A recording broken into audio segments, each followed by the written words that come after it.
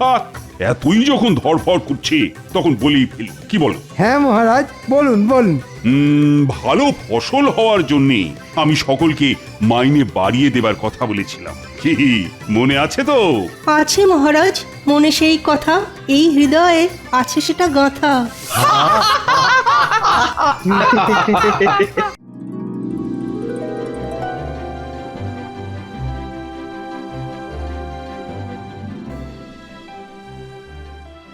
দেখেছেন মহারাজ কত ধান?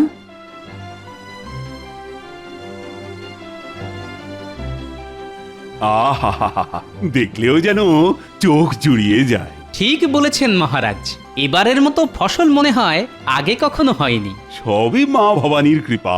মহারাজ, আমি সব প্রজাদের বলে দিয়েছি, ফসল যখন এবারে ভালো হয়েছে তখন খাজনাও আগে ভাগে দিতে হবে। আর আগে ভাগে খাজনা পেলে নবাবের খাজনাও আমরা সময়ের আগেই মিটিয়ে দিতে পারবো। বাহ বাহ বাহ, খুব ভালো কথা, খুব ভালো। আমি সব সময় ভালো কথাই বলি মহারাজ, কিন্তু কিছু লোকের কান ভাঙানিতে আপনি আমায় ভুল বোঝেন মহারাজ।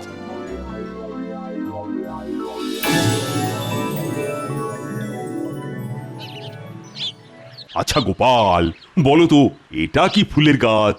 এ ফুল গাছের কোনো নাম নেই মহারাজ, কেননা এ গাছ পথের ধারে বেড়ে ওঠা বুনো ফুলের গাছ।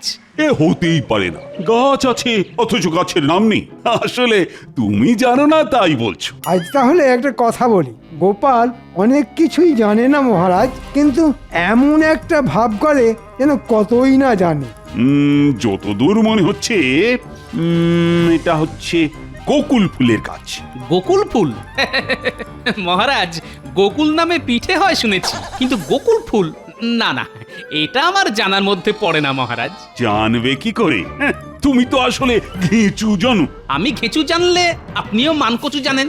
কি এত বড় কথা, আমি মানকচু জানি? দেখেছেন মহারাজ, গোপালের আস্পর্ধাটা একবার দেখেছেন? আপনাকে মান কচু বলে অপমান করলো। এই গোপাল, তুমি আমার সামনে থেকে দূর হয়ে যাও তো, তোমার মুখ আর দেখতে চাই না আমি। তার মানে চাকরি থেকে তাড়িয়ে দিচ্ছেন? সে তুমি যা মনে করো তাই চাও। একটু ভোরকে দিয়ে যাচাই করে দেখি। ঠিক আছে, চলে যাচ্ছি। জানেন তো, বর্ধমান রাজা কিন্তু আমাকে নেবার জন্য হাত ধুয়ে বসে আছে। তাহলে যাই, বর্ধমানেই চলে যাই। হ্যাঁ হ্যাঁ, যাও যাও। কি ভাবছো তোমাকে ছাড়া কৃষ্ণনগর অন্ধকার? গোপাল সত্যি সত্যি বর্তমানে চলে গেলে তো খুব মুশকিল। মন্ত্রী, আমায় কথা বলতে দাও। শোনো গোপাল, চাকরি থেকে তাড়িয়ে দেবার কথা আসছে না, তবে মুখ দেখবো না যখন বলেছি, তখন কাল থেকে আগামী 3 মাস তোমার মুখ আমি দেখবো না। এই 3 মাস তুমি ঘরে বসেই মাইনে পাবে। বাবা, ঘরে বসেই মাইনে? তবে হ্যাঁ, ভালো ফসল হওয়ার জন্য আমি যে সকলকে মাইনে বাড়িয়ে দেবার কথা বলেছিলাম, তুমি কিন্তু সেটা পাবে না। শুনলে তো গোপাল, এবছর তোমার মাইনে আর বাড়বে না। এই হলো বাচালতার শাস্তি, বুঝলে? বাংলায় একটা কথা আছে জানেন তো, মানুষের দিলে কুলোয় না, আর ওপরওয়ালা দিলে ফুরোয় না। মহারাজ যতই দিন না কেন, তাতে আমাদের কারোরই ভালোভাবে চলে না। হ্যাঁ, কিন্তু ওপরওয়ালা দিলে সারা জীবন ফুরোবে না। আমি তাহলে চলি মহারাজ। হ্যাঁ হ্যাঁ, যাও, তুমি এখন আসতে পারো।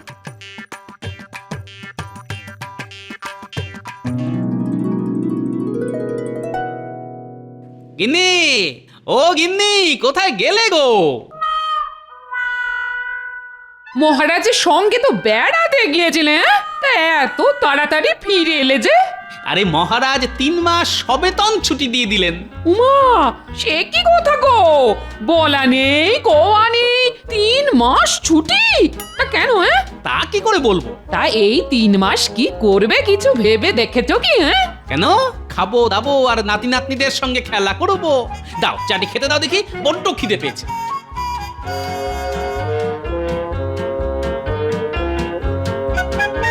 মহারাজ শুধু মধু ছুটি দিয়ে দিলেন, নিশ্চয়ই এর মধ্যে কোনো রহস্য আছে। কি জানি বাবা, এতদিন ঘর করেও মানুষটাকে ঠিক বুঝে উঠতে পারলাম না। দূর,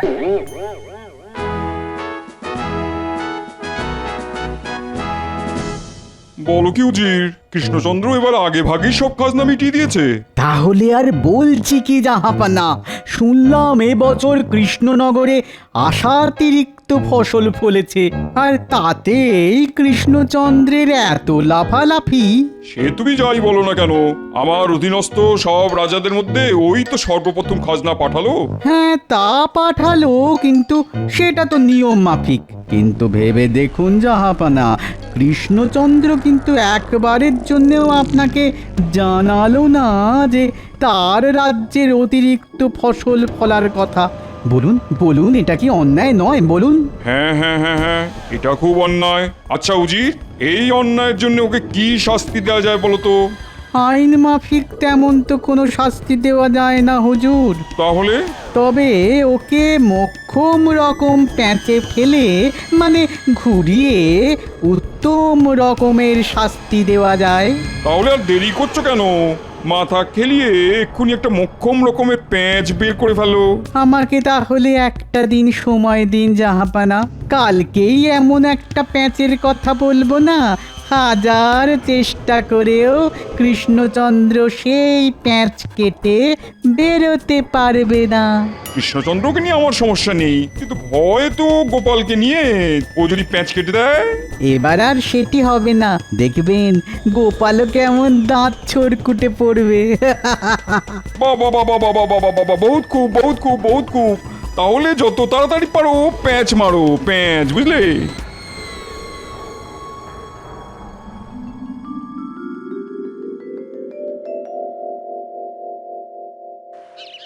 কই গো গিন্নি, আরে কোথায় গেলে?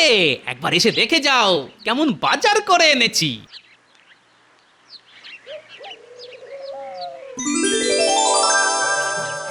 মা গো মা, কোথায় যাবো গো? কিপটে বুড়ো আজ হাত খুলে কত বাজার করে এনেছে গো। এই দেখো দেখো দেখো, থলি ভর্তি আনাজপাতি আর পাক্কা 100 ওজনের একটা ইলিশ। জমিয়ে রাখো তো আজ, নাতি নাতনিদের নিয়ে একেবারে জমিয়ে খাবো। আমরা তাহলে এখন কি খেলবো দাদু? ডাঙ্গুলি না কুমির ডাঙ্গা? ডাঙ্গুলি না, কুমির ডাঙা। ডাঙ্গুলি না না ডাঙ্গুলি ডাঙ্গুলি কুমির ডাঙা। বলছি না ডাঙ্গুলি। আহা, আস্তে আস্তে, ওরে বাবা, আর চেঁচিয়ে কানে পোকা বের করে দিস না তো। দুটো খেলাই হবে, প্রথমে কুমির ডাঙ্গা, পরে ডাঙ্গুলি। বাহ বাহ, দারুন দারুন, কি মজা কি মজা কি মজা কি মজা। কাল বললো একটা দিন সময় দিন, তার মানে আজই তো সেই দিন। কিন্তু এত বেলা হয়ে গেল, উজিরের তো পাত্তা নেই। এসে গেছি জাহাপানা, এসে গেছি। সে তো দেখতেই পাচ্ছি। তা ওই প্যাঁচের কি হলো? প্যাঁচ? জাহাপানা বলছি আসলে কি হয়েছিল জানেন? আমার এই মাথার মধ্যে যে বুদ্ধির কৌটোটা আছে না, তার ঢাকনাটা কিছুতেই খুলতে চাইছিল না। মাথার মধ্যে বুদ্ধির কৌটো, তার আবার ঢাকনা? তার ঢাকনাটা খুলছে না, এখনো আটকে আছে? না জাহাপানা, অনেক কসরত আর বিস্তর টানাটানি করে শেষমেশ ঢাকনাটা খুলেছে। খুলেছে? বহুত খুব বহুত খুব বহুত খুব। বলো বলো বলো বলো বলো, ঢাকনা খোলার পর তার থেকে কি বুদ্ধি বেরিয়ে এলো? ঢাকনা খুলতেই তার থেকে হু হু করে বেরিয়ে এলো শুধু প্যাঁচ আর প্যাঁচ, প্যাঁচ আর প্যাঁচ, আর সেই প্যাঁচের পর প্যাঁচ গেঁথে এমন একটা প্যাঁচের মালা গেঁথে এনেছি না, যা ওই কৃষ্ণচন্দ্রের গলায় ফাঁসের মতো জড়িয়ে ধরবে। শুধু কথার জাল বুনো না উজির, প্যাঁচের কথা বলো। হ্যাঁ, এইটা বলছি।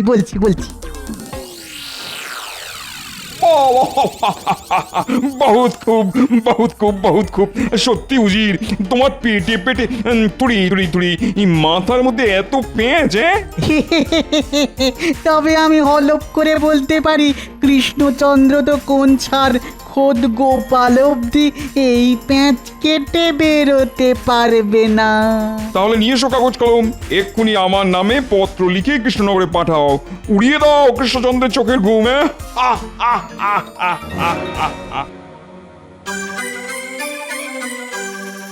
মহারাজ, আজ একটা সুখবর ঘোষণা করবেন বলেছিলেন। আরে করব এত তাড়া কিসে? আসলে মনের ভেতরটা বড্ড আনচান করছে যে। বাবা, একেবারে আনচান করছি। হ্যাঁ মহারাজ, সুখবরটা শোনার উত্তেজনায় বুকের ভেতরটা কেমন ধরপড় করতে শুরু করে দিয়েছে। থাক এতই যখন ধরফর করছে তখন বলেই ফেলি, কি বলো? হ্যাঁ মহারাজ, বলুন বলুন। ভালো ফসল হওয়ার জন্যে আমি সকলকে মাইনে বাড়িয়ে দেবার কথা বলেছিলাম, কি মনে আছে তো? আছে মহারাজ, মনে সেই কথা, এই হৃদয়ে আছে সেটা গাঁথা। তাহলে সভাকবিকে দিয়ে শুরু করি। আর সভাকবির মাইনে বাড়লো 10 টাকা। এই বাজারে 10টি টাকা, তার যে বড় দাম, কিনতে পাবো মাছ মাংস আর যে পাকা আম। সেনাপতি, রাজবৈদ্য, রাজজ্যোতিষী আর রাজপণ্ডিত এই সকলের বাড়লো 15 টাকা করে। মহারাজের জয় হোক। বিজ্ঞানী ছুটিতে দেশে গেছে, ও ফিরে এলেই ওর বর্ধিত মাইনে আমি ঘোষণা করব। মহারাজ, গোপালের মাইনে? ওর কথা এখন থাক। সেই ভালো মহারাজ। তবে আমার কথাটা এবার বলুন, কত বাড়লো আমার? আর তুমি যেহেতু মন্ত্রী, তাই তোমার মাইনে একটু বেশি বাড়বে। তোমার মাইনে বাড়লো 20 টাকা। এ মা, মাত্র 20? কেন, আপনি কি ভেবেছিলেন মাইনে বাড়বে ঝুড়ি ঝুড়ি? এই তোমার থামা তো, থামা, সব কথায় কেবল হ্যাঁ হ্যাঁ করে হাসা। মহারাজ কৃষ্ণচন্দ্রের জয় হোক। আরে নবাবের দুধ যে, তা বলো কি খবর? নবাব এই পত্রখানি পাঠিয়েছেন।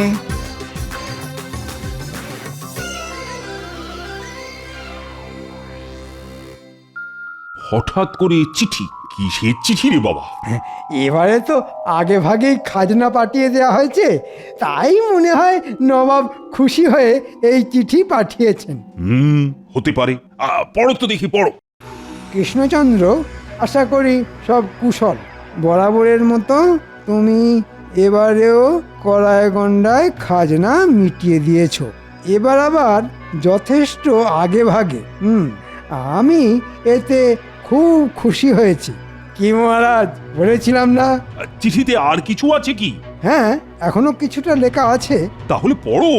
আমার অনেক দিনের বাসনা যে দিনের বেলাতে আমার প্রাসাদে কিছুক্ষণের জন্য হলেও যেন রাতের আঁধার নেমে আসে। দিনের বেলায় রাতের আঁধার? কি অদ্ভুত বাসনা রে বাবা। তুমি যদি খুবই স্বল্প ব্যয়ে আমার প্রাসাদে দিনে রাতের অন্ধকার নামিয়ে আনতে পারো, তাহলে অনেক ইনাম পাবে তুমি। আর না পারলে 5,000 মোহর জরিমানা হবে। আর সেই সাথে 500 বিঘা জমিও কেড়ে নেওয়া হবে। আর সেই সাথে 5 সপ্তাহের জন্য কারাবাস। হ্যাঁ, বলে কি? দিনের বেলা রাতের অন্ধকার নামিয়ে না আনতে পারলে এইরকম শাস্তি? চিন্তা করবেন না মহারাজ, চিন্তা করবেন না, ও কিছু একটা হয়ে যাবে। কিছু হয়ে যাবে মানে? বলি, লেখাগুলোর মানে কি তুমি বুঝতে পেরেছো? আরে দিনের বেলা রাতের অন্ধকার নামিয়ে আনতে হবে। হ্যাঁ, তা তো হবেই। তা কি করে হবে?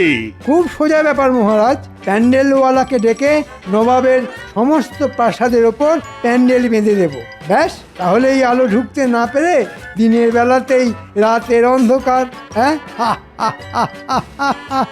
কি মহারাজ, কেমন পাকাপোক্ত বুদ্ধি দিলাম বলুন? ঘেঁচু বুদ্ধি দিলে, কচু বুদ্ধি দিলে। কেন মহারাজ, খারাপ কিসের? বলি, নবাবের প্রাসাদের আয়তন আর উচ্চতা ভেবে দেখেছো? বিশাল ওই প্রাসাদকে প্যান্ডেল দিয়ে ঢাকতে গেলে ভিটে মাটি না চাঁটি হয়ে যাবে।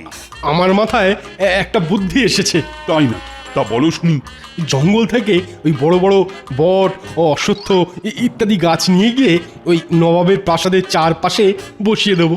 ব্যাস, আলো ঢুকতে না পেরে দিনের বেলাতেও রাতের অন্ধকার নেমে আসবে প্রাসাদে। তোমার মুন্ডু আসবে। কেন মহারাজ? গাছ দিয়ে প্রাসাদের ধারগুলো না হয় ঢাকলে, কিন্তু প্রাসাদের মাথাটা ঢাকবে কি করে? তা মাথা দিয়ে আলো ঢুকবে না। হ্যাঁ, ওই মাথার কথা তো খেয়াল ছিল না। ঠিকই তো। বিপদের সময় তো কোনো কিছুরই খেয়াল থাকে না তোমাদের। অপদার্থের দল সব। যাও যাও, সকলে বাড়ি যাও তো, আজকের মতো রাজসভা বন্ধ। ও হ্যাঁ, যতদিন না নবাবের এই ঝামেলার ফয়সালা হচ্ছে, ততদিন কিন্তু কারো মাইনে আর বাড়ছে না। যা হয়ে গেল।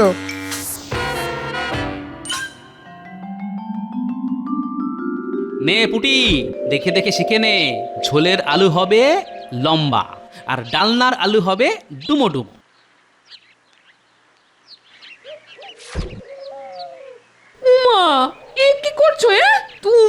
আনাজ কাটতে বসেছো কেন? তাতে কি হয়েছে গিন্নি, বাড়িতে বেকার বসে আছি। নাও নাও নাও, এই ওঠো ওঠো, আমি যখন এসে গেছি তখন আমায় দাও। তাহলে কিছু খেতে দাও, আলু কাটতে কাটতে বুঝলে বড্ড খিদে পেয়ে গেছে। ও আবার খিদে? দাঁড়াও দাঁড়াও, দিচ্ছি। কি বলছেন কি? নবাবের এ কিরকম অদ্ভুত বায়না! বায়না নয়, বায়না নয়, এ হলো নবাবের শয়তানি, যেন তেন প্রকারে আমাকে বিপদে ফেলা। এখন কি করবেন? সেটাই তো চিন্তা। একবার গোপালকে ডেকে পাঠালে হয় না?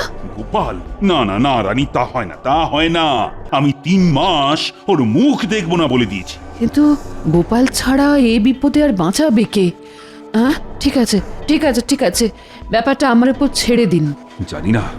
জানি না কিভাবে এই বিপদ থেকে পরিত্রাণ পাবো। উফ, কেন যে গোপালের মুখ দেখবো না বলে ফোন করে বসলাম। উফ।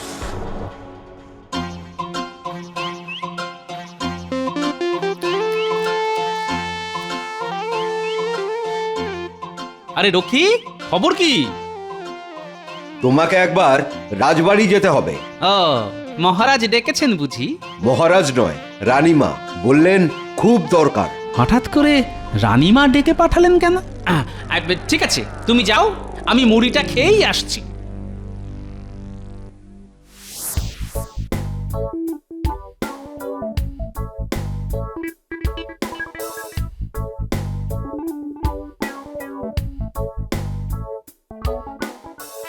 अंदर आ सकते हो? কে? हम माजी। সে না হয় বুঝলাম, কিন্তু না বলে হুট করে আমার ঘরে কেন? अब तो हमको आने बोला, তাই हम চলে এলাম।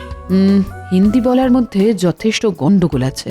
আচ্ছা পরিষ্কার করে বলো তো তুমি কে, না হলে আমি কিন্তু রক্ষী ডাকবো। আরে গোপাল! আগে কিন্তু এভাবে বোরখায় মুখ ঢেকে কেন? কি করব বলুন, মহারাজ আমার মুখ দেখবেন না বলে দিয়েছেন, তাই তো বোরখায় মুখ ঢেকে এসেছি। মুখোমুখি হলে যদি আবার তাড়িয়ে দেন। কিচ্ছু দেবেন না। শোনো গোপাল, বড় বিপদে পড়ে তোমায় ডেকেছি গোপাল। দিনের বেলা রাতের অন্ধকার, বাবা এবার তো বড় চিন্তার কথা। চিন্তা বলে চিন্তা, চিন্তায় চিন্তায় তোমাদের মহারাজের খাওয়া ঘুম সব বন্ধ হয়ে গেছে। আচ্ছা গোপাল, তুমিই বলো, এবারে আশাতিরিক্ত ফসল ফলেছে বলে কত সুখে আছে এ রাজ্যের মানুষ, কত আনন্দে ছিলেন তোমাদের মহারাজ। তা থেকে যে কি রাহুগ্রাস লাগলো। কি বললেন? রাহুগ্রাস? ঠিক আছে ঠিক আছে, আমি দেখছি।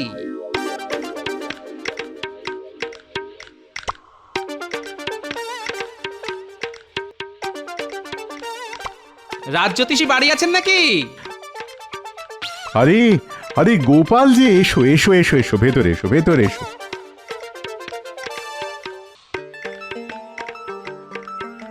একটা বিশেষ প্রয়োজনে আপনার কাছে এসেছি। বলো। আচ্ছা, কাছাকাছি কবে সূর্যগ্রহণ লাগছে সেটা বলতে পারেন? দাঁড়াও দাঁড়াও, একটু বসো, আমি একটু পঞ্জিকাটা নিয়ে আসি। হ্যাঁ,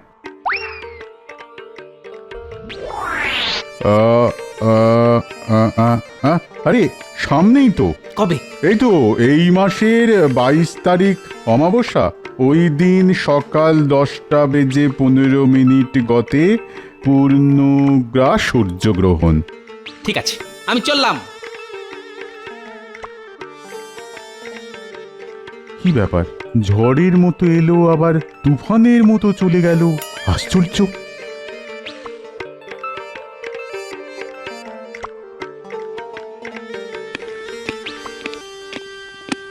গোপাল, আমি আমার কথা ফিরিয়ে নিচ্ছি, তোমার কাছে আমি ক্ষমা প্রার্থী। আমাকে বিপদের হাত থেকে রক্ষা করো গোপাল। রানীমা, রানীমা পেয়ে গেছি। পেয়ে গেছো? হ্যাঁ, শুনছেন শুনছেন মহারাজ, গোপাল উপায় পেয়ে গেছে। কি উপায় পেয়েছো শুনি গোপাল? এখন কিছু বলবো না, ভেলকি যা দেখাবো তা একেবারে নবাবের প্রাসাদে গিয়ে। আপনি শুধু নবাবকে জানিয়ে দিন এই মাসের 22 তারিখ আমরা মুর্শিদাবাদ যাচ্ছি।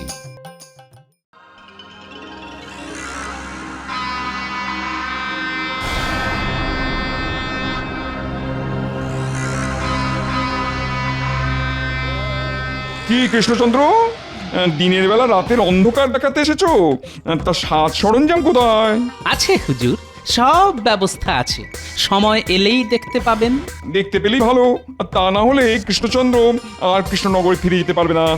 সোজা গিয়ে ঢুকবে আমার কারাগারে।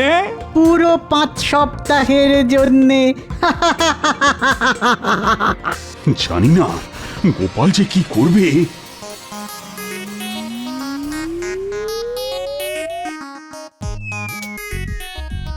আরে ঘরের ভেতরে সব অন্ধকার হতে শুরু করে দিল যে। হ্যাঁ তাই তো। আর একটু অপেক্ষা করুন হুজুর, দেখবেন আপনার বাসনা মতো দিনের বেলাতেও রাতের আধার নেমে আসবে আপনার প্রাসাদে। কি এই সারা ঘর তো অন্ধকার হয়ে গেল গোপাল, এটা তুমি কি করে করলে? আমি কিছুই করিনি, যা করেছে রাহু, কারণ বাইরে যে পূর্ণগ্রাস সূর্যগ্রহণ শুরু হয়ে গেছে। পূর্ণগ্রাস সূর্যগ্রহণ? কই কই দেখি দেখি দেখি।